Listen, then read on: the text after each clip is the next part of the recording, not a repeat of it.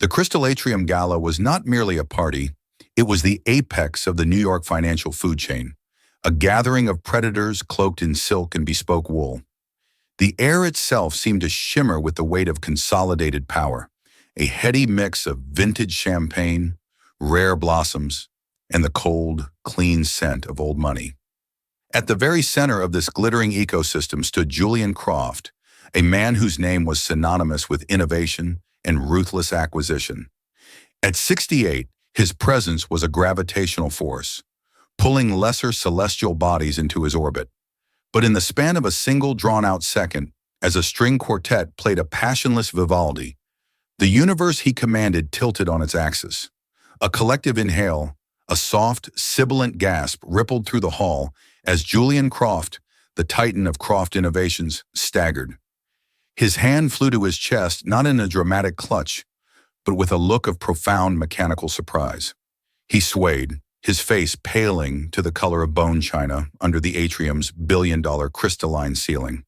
Then, with a heavy final sound that silenced the music and the murmur of $100 million deals, he collapsed.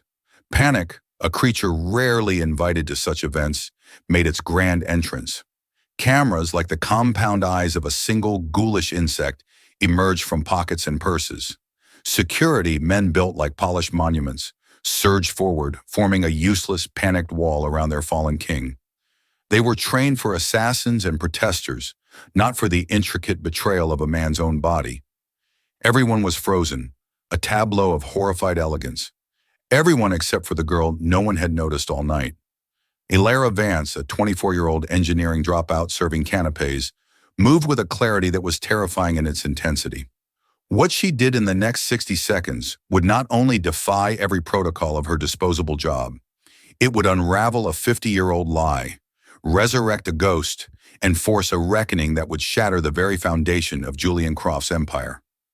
The Crystal Atrium, housed within the newly built Museum of Technological Advancement, was a cathedral to the future.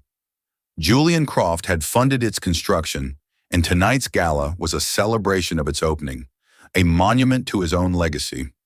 He moved through the throng of politicians, tech moguls, and old money aristocrats with the practiced ease of a man who owned the very air they breathed. His eyes, the color of a stormy sea, missed nothing. A fractional nod to a senator, a cool, dismissive glance to a young upstart who dared challenge his market share, a firm, brief handshake with a banker. Every gesture was a precise calculation, yet beneath the immaculate tailoring of his Tom Ford suit, a profound weariness had taken root. For years, a ghost had haunted him, the ghost of a promise made in a dusty garage decades ago. The smiles he received tonight were reflections of his company's quarterly earnings reports. The deference was a tribute to his power. It was a magnificent gilded cage, and the isolation was the price of admission. His gaze fell upon Evelyn Reed, his chief operating officer and the architect of his corporate fortress.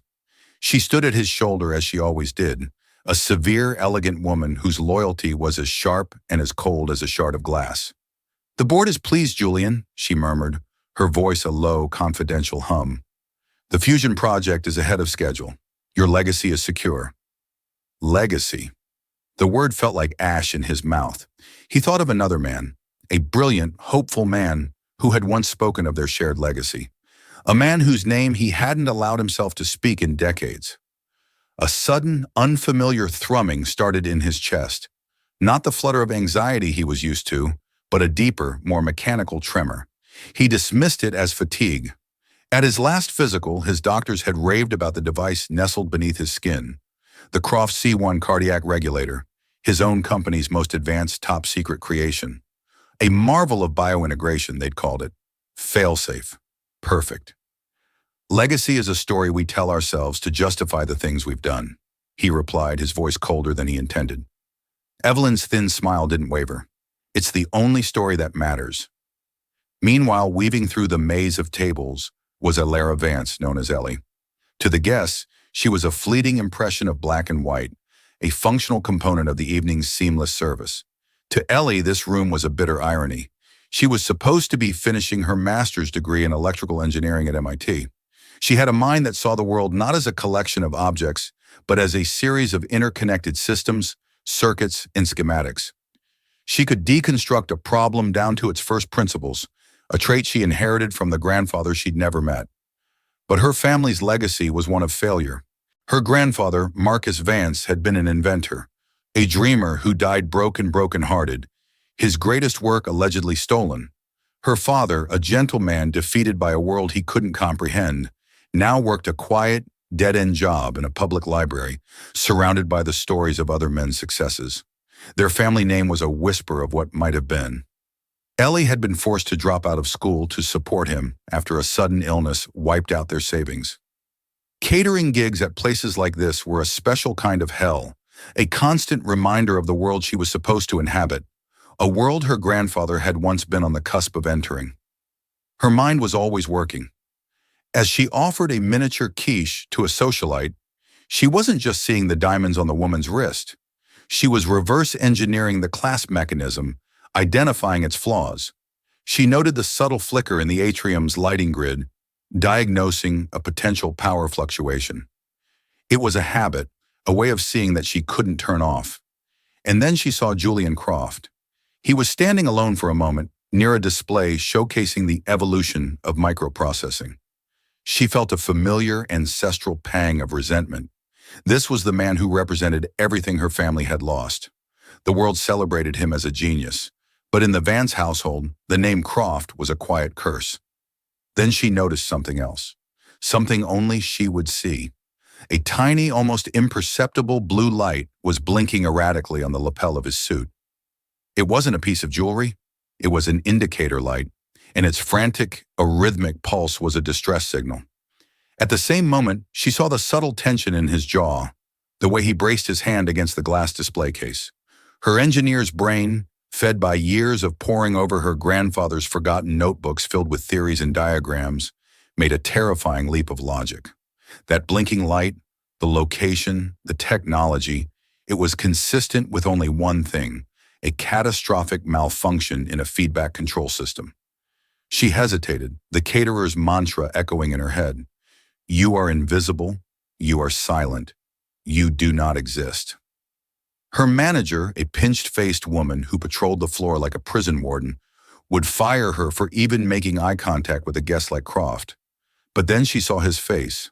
Under the cool gallery lights, his skin was taking on a waxy gray sheen. The tremors in his chest were becoming more pronounced, a visible vibration under the fine fabric of his suit. While everyone else saw a powerful man pausing for a moment of reflection, Ellie saw a system on the verge of critical failure. Her grandfather's faded schematics, sketches of a revolutionary bioregulator he'd called the Pulse, flashed in her mind.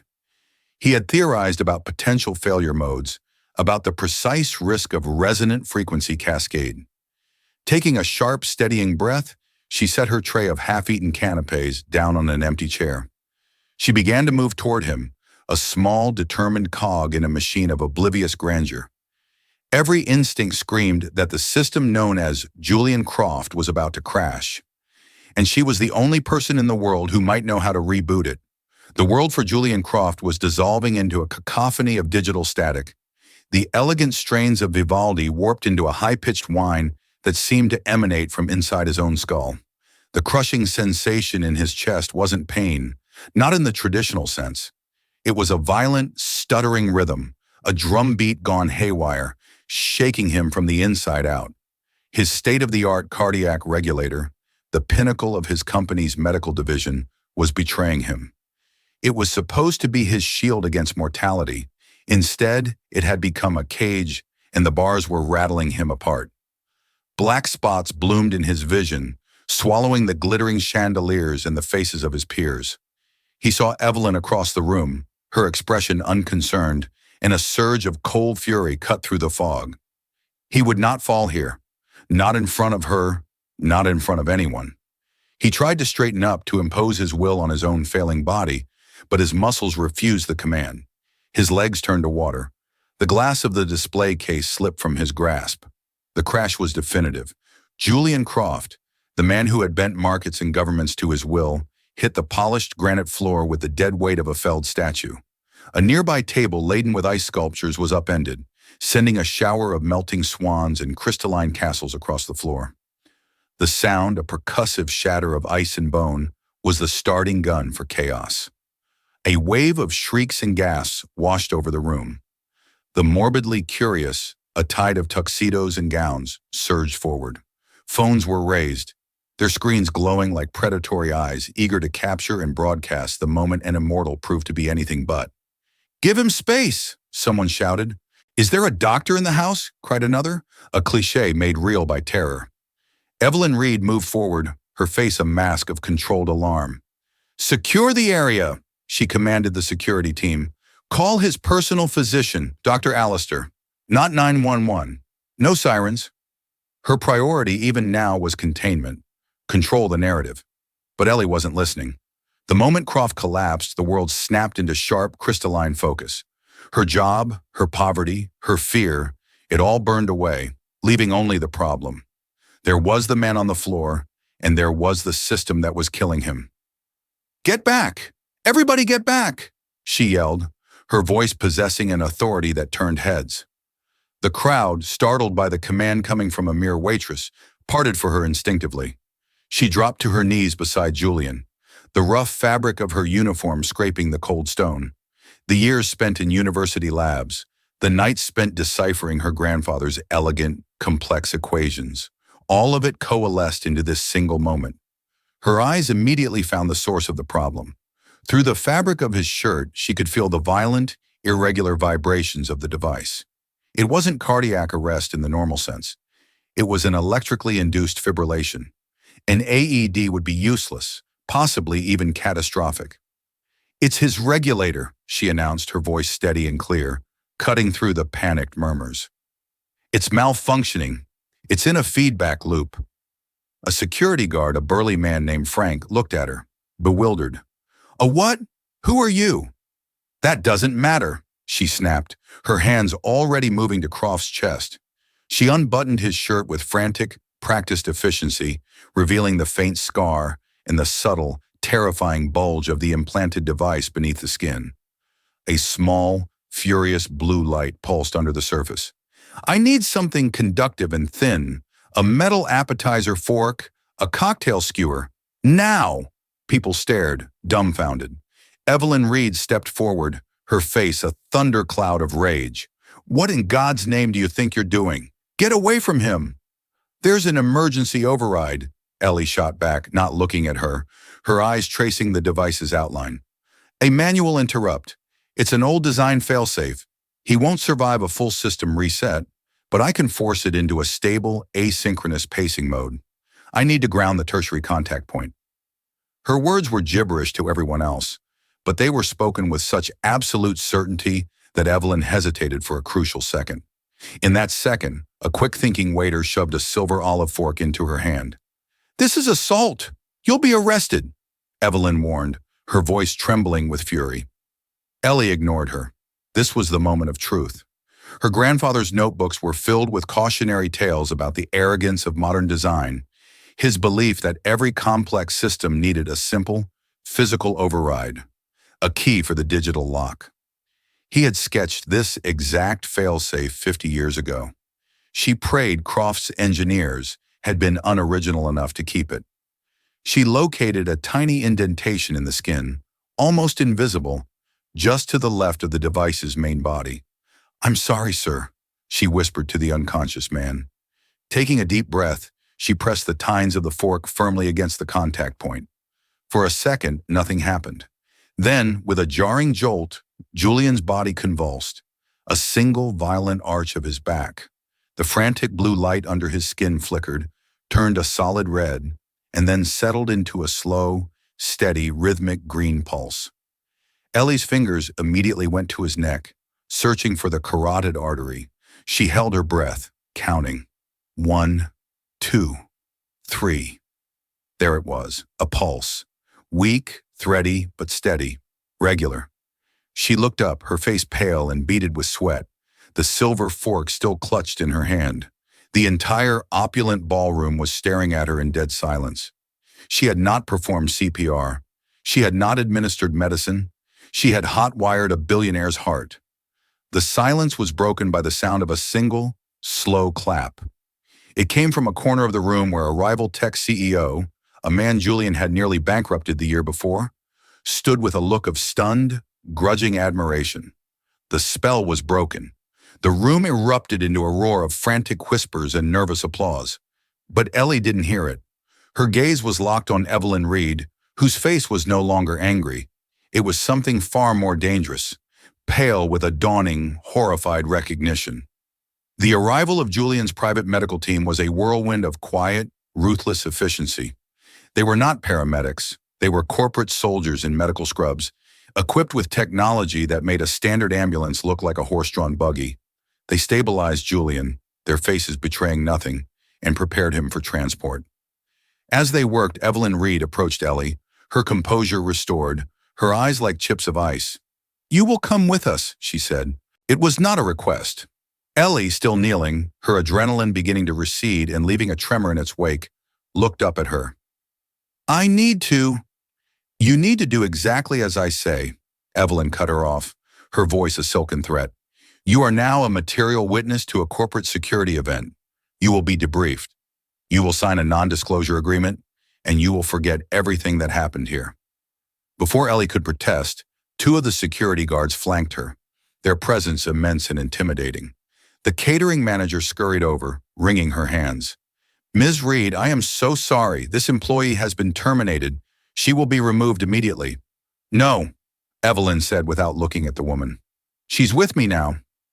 Ellie was escorted out through a service entrance and into a black town car with tinted windows that idled silently at the curb. The world she knew, of overdue bills, cheap takeout, and the quiet desperation of her father's apartment, vanished as the heavy door clicked shut. She was driven not to a hospital, but to the Croft Innovations Tower, a sleek black skyscraper that pierced the Manhattan skyline like a shard of obsidian. She was led to a conference room on one of the highest floors. It was sterile and minimalist, with a single glass table and a panoramic view of the city lights, a glittering carpet of someone else's dreams. Evelyn sat opposite her, a folder placed precisely in the center of the table between them. "Let's be clear, Miss Vance, Ilara Vance." "Miss Vance," Evelyn continued, her gaze unwavering, "you performed an unauthorized procedure on Mr. Croft. While the outcome appears fortunate, you exposed this company to an immeasurable liability. You also demonstrated a knowledge of proprietary Croft technology that you have no business possessing. So, I have two questions. Who are you working for? And how did you know about the manual override?" Ellie's exhaustion was warring with a rising tide of anger. "I'm not working for anyone. I'm a catering waitress." "A catering waitress who also happens to be a specialist in experimental cardiac hardware?" "Unlikely." "I was an engineering student," Ellie said, her voice tight. "I've studied schematics, control systems." "Studied where?" Evelyn pressed, her eyes narrowing. "Whose schematics?" This was the precipice. Ellie could lie, could create a plausible story. But looking at this cold, calculating woman, she felt a surge of defiant pride, a loyalty to the ghost who had guided her hand. "My grandfather's," she said softly. "His name was Marcus Vance." The reaction was instantaneous and profound. For the first time, Evelyn Reed's mask of icy control cracked. A flicker of something, shock, fear, maybe even a ghost of memory crossed her features. She recovered in a heartbeat, but the mask was back on imperfectly, like a fractured mirror hastily reassembled. "I see," she said, her voice a fraction tighter than before. She opened the folder. Inside was a single document and a pen. "This is a standard non-disclosure agreement. It is retroactive and perpetual. It forbids you from speaking about tonight's events, Mr. Croft's health, or any Croft technology to anyone, ever. In exchange for your silence and cooperation, Croft Innovations will settle a one-time consultancy fee." She slid a check across the table. Ellie looked down. The check was made out to her for $500,000. It was a staggering sum. It was freedom. It was the end of all her problems.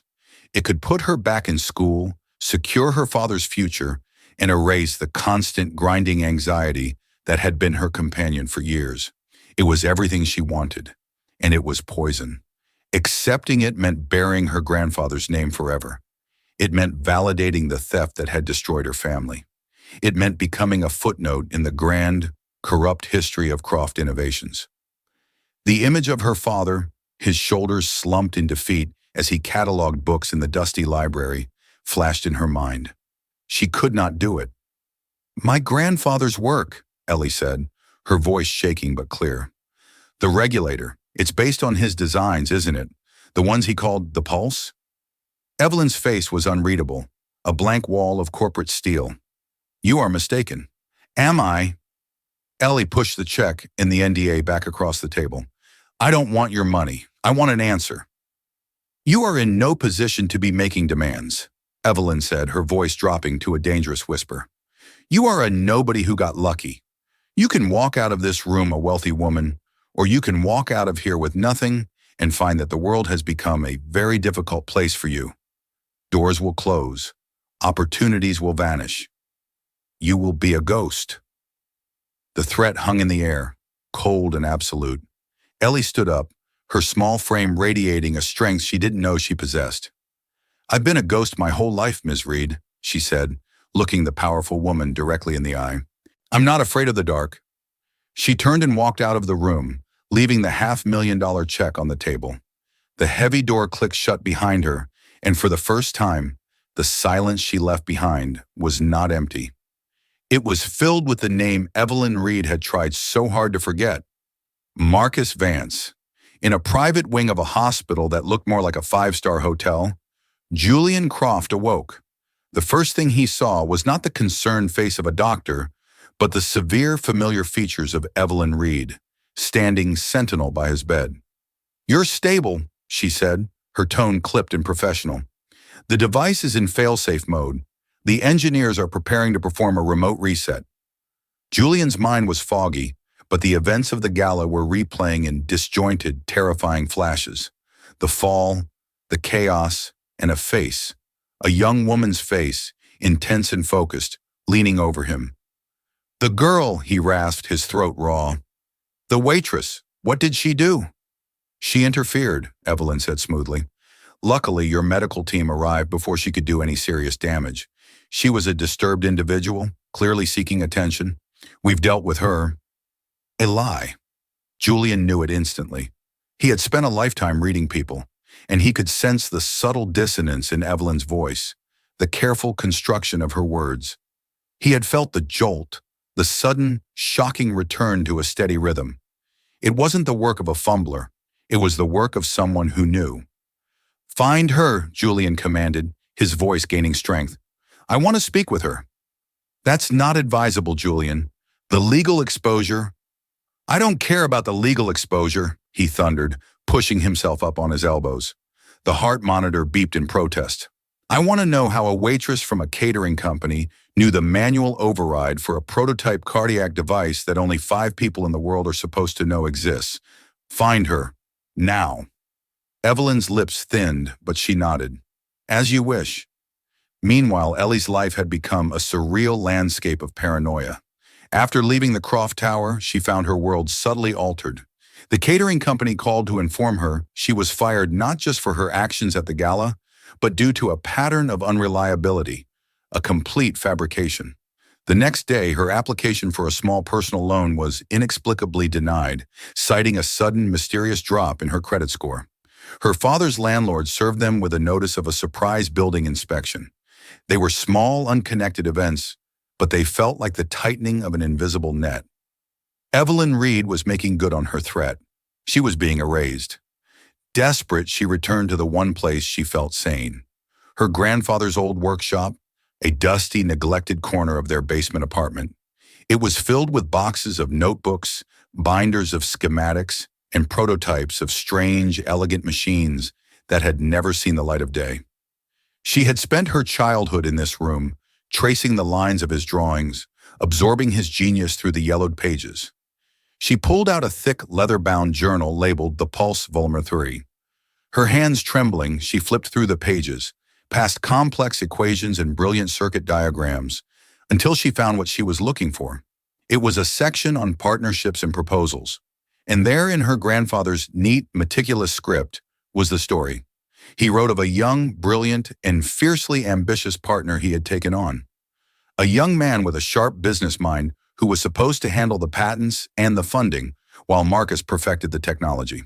The final entry in the section was dated 50 years ago. Julian saw the final schematics today. He was ecstatic.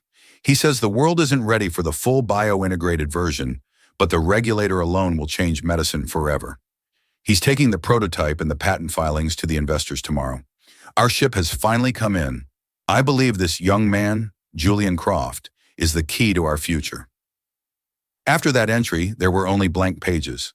The partnership, the patents, the future, it had all vanished.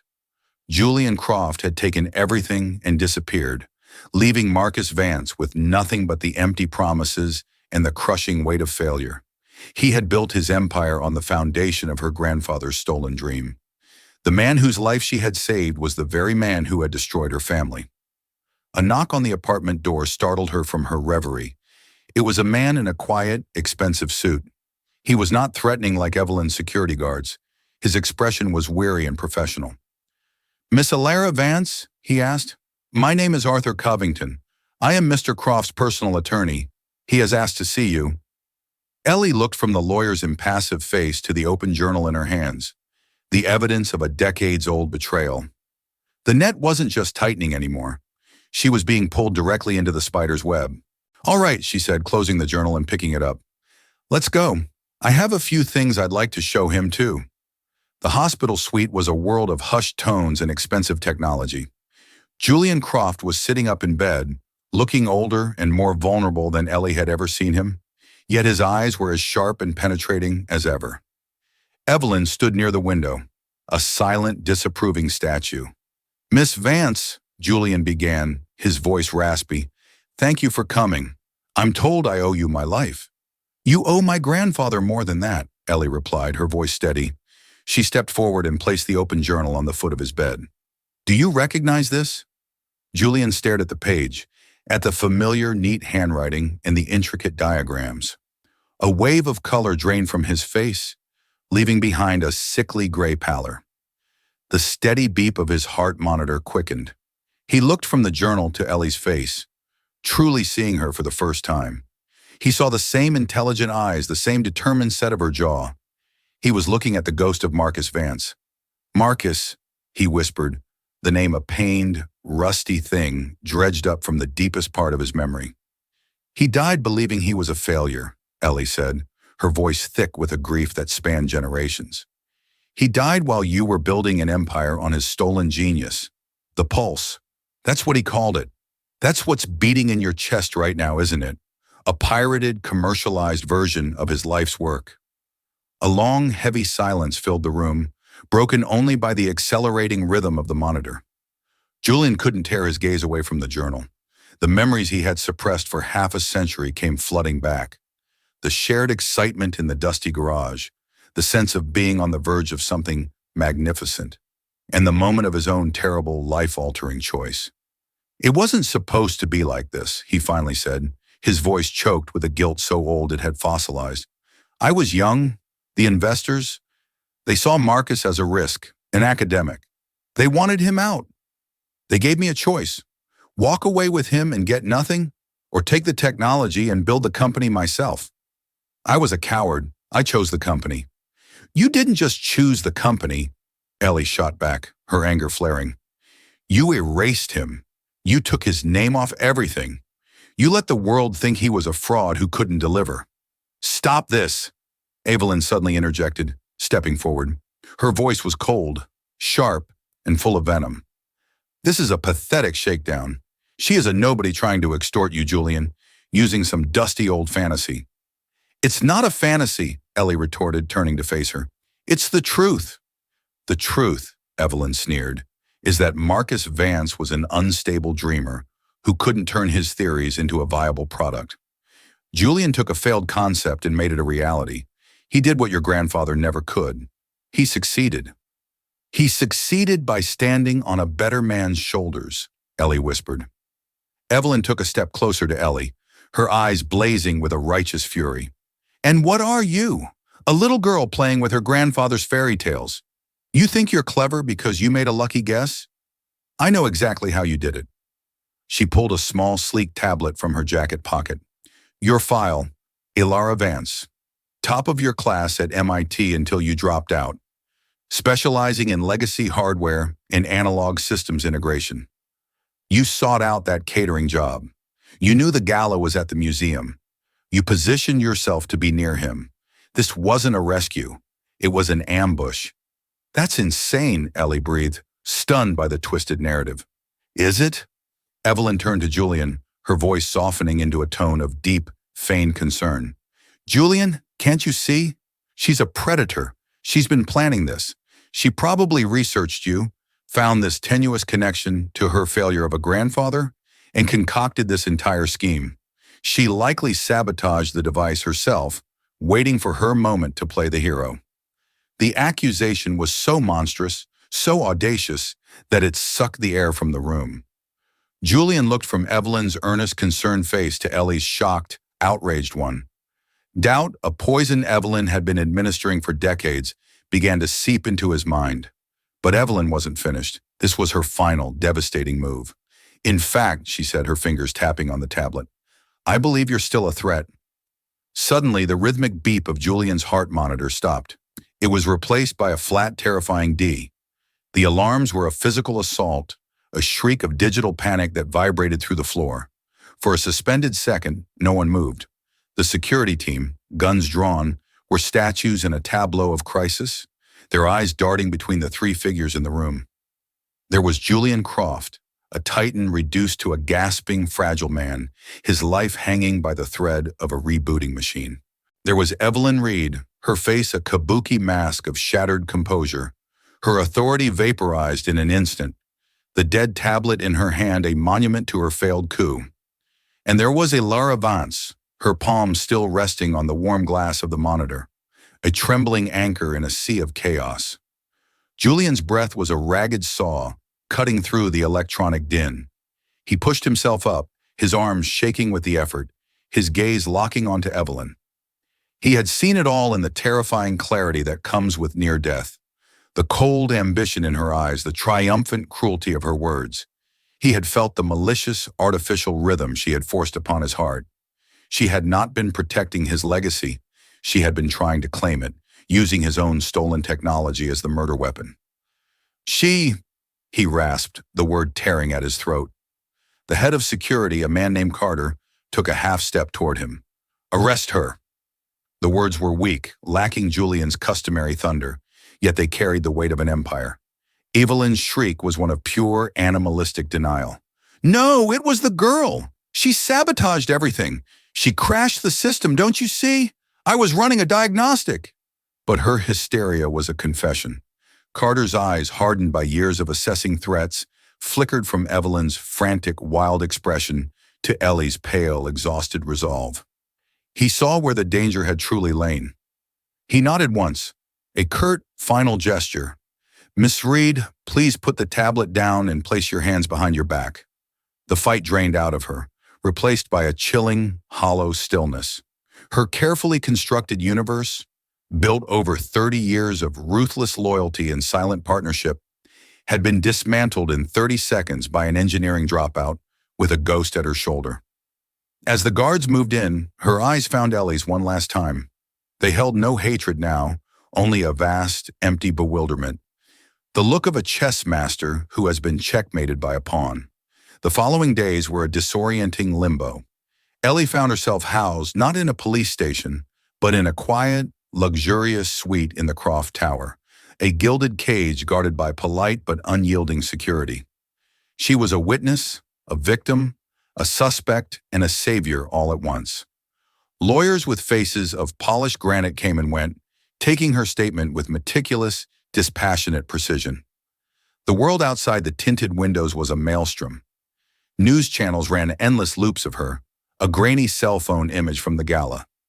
The anonymous waitress who had hot-wired a billionaire's heart.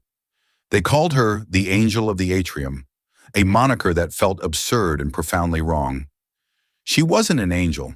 She was a girl who knew how to read a schematic, a girl who had acted on an instinct born from a 50-year-old injustice. Julian remained in the hospital, his condition stabilized but his spirit shattered. He refused to see anyone from the company, anyone from his old life. He saw only his doctors, and on the third day he sent for Ellie. She found him sitting in a chair by the window, looking out over the city that had been his kingdom. He was diminished. The gravitational force of his personality collapsed into a small, weary mass. The room was silent save for the quiet, steady beep of the monitor, a sound that was now a constant reminder of both his vulnerability and her intervention.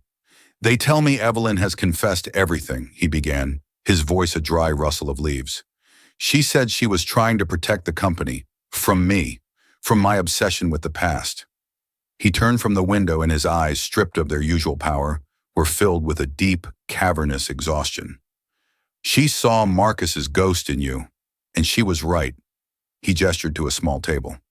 "The board has authorized a settlement for your assistance and your silence.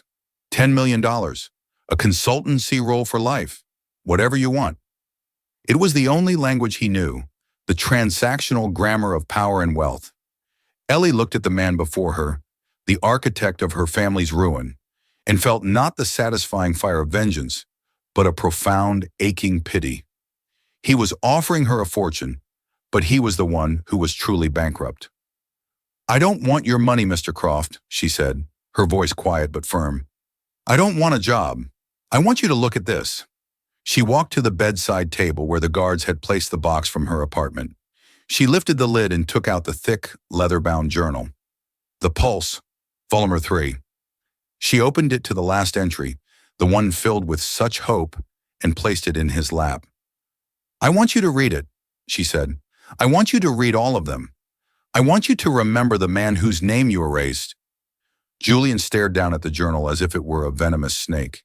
His hands trembled as he touched the brittle yellowed paper. He looked up at her, his face a ruin of long-buried shame. "What do you want from me, child?" he whispered. "An apology? It's 50 years too late for that."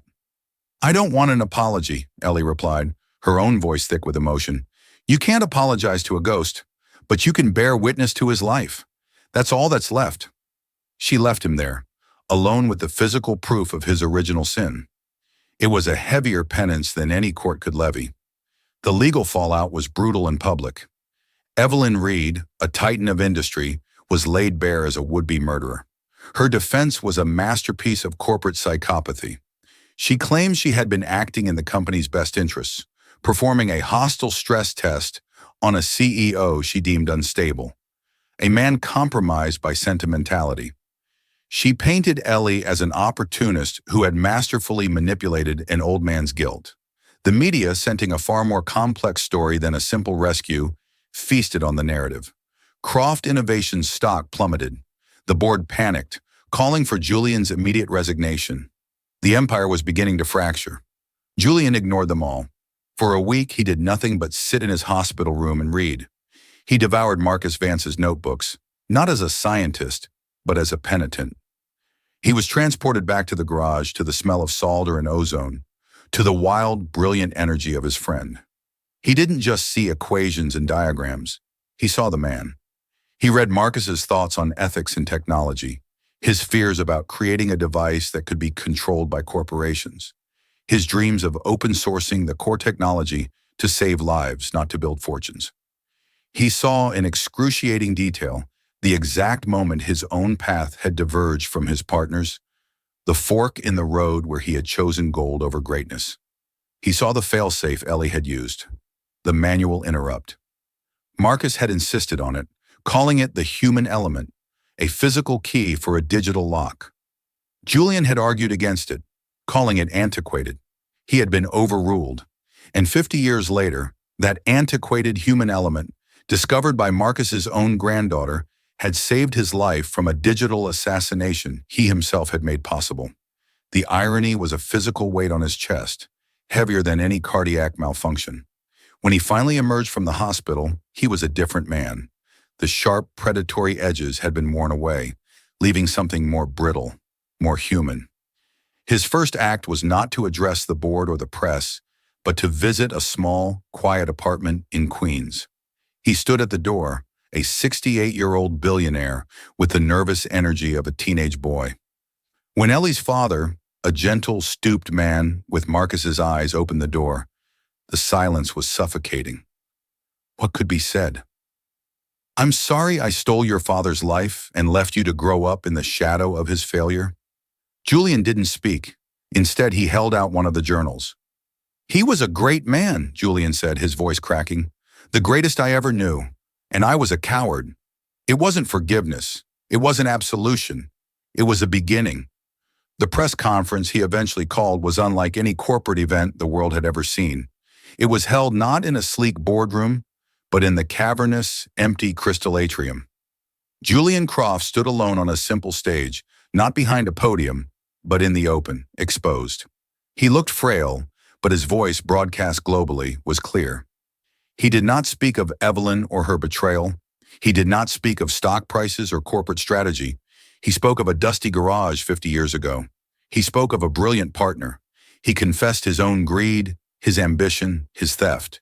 He laid the foundation of his entire life bare for the world to see its rotten core. "For half a century," he said, his gaze fixed on the camera, "I have lived a lie. The technology that built this company, the device that beats in my own chest, was born from the genius of Marcus Vance." He then announced the dissolution of the Croft Innovations Board and the liquidation of a significant portion of his personal assets. He was not renaming the company, he was ending it. In its place would rise two new entities. The first was a smaller, leaner technology firm focused on medical R&D, which he asked Ilara Vance to lead, not as a partner, but as its sole owner and CEO, funded by an independent trust. "She has her grandfather's mind," he stated simply, "and a conscience I never possessed." The second was the Marcus Vance Institute for Ethical Innovation. It would be endowed with the vast majority of his fortune, a multi-billion-dollar foundation with a simple, radical mandate: to seek out and fund brilliant minds working outside the corporate system, to protect intellectual property from predation, and to ensure that technology served humanity, not just the markets. Its board would be comprised of academics, ethicists, and inventors. Julian Croft would have no role in it, save one. He would be its first case study, his own life's work dissected as a cautionary tale. The aftermath was not a fairy tale. It was a messy, complicated, and often painful rebuilding. Ellie accepted the role, not out of gratitude, but out of a fierce, protective loyalty to her grandfather's true legacy. She was not interested in profit margins. She was interested in creating the things he never had the chance to. Her days were a crucible of patent law, research ethics, and the immense pressure of living up to two names, her own and the one she had resurrected. She spent her nights not in celebration, but in the quiet of a lab, her hands on the tools of creation, finding her peace in the clean, honest language of engineering. Her relationship with Julian remained a fragile, complex thing. They were not friends, not family. They were two survivors of a shipwreck he had caused, lashed together on a raft of shared history.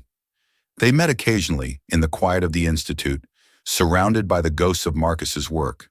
They spoke of schematics and power systems, of resonant frequencies and feedback loops, finding their only common ground in the language of the man they had both, in their own ways, loved and lost.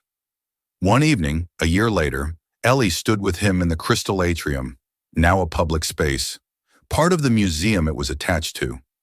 The light was fading, casting long shadows across the polished granite floor where he had fallen. The space was no longer a monument to his ego, but a place of public memory. "I read his notes on structural engineering," Julian said, his voice quiet. "He believed a structure's true strength wasn't in its rigidity, but in its ability to transfer stress, to bend without breaking." Ellie looked at the great crystalline arches above them. "He also believed every complex system needed a manual override," she replied, "a way for a human hand to intervene when the logic failed." A faint, sad smile touched Julian's lips. He was right, on both counts. He looked at her, his eyes holding the deep, weary weight of his entire life.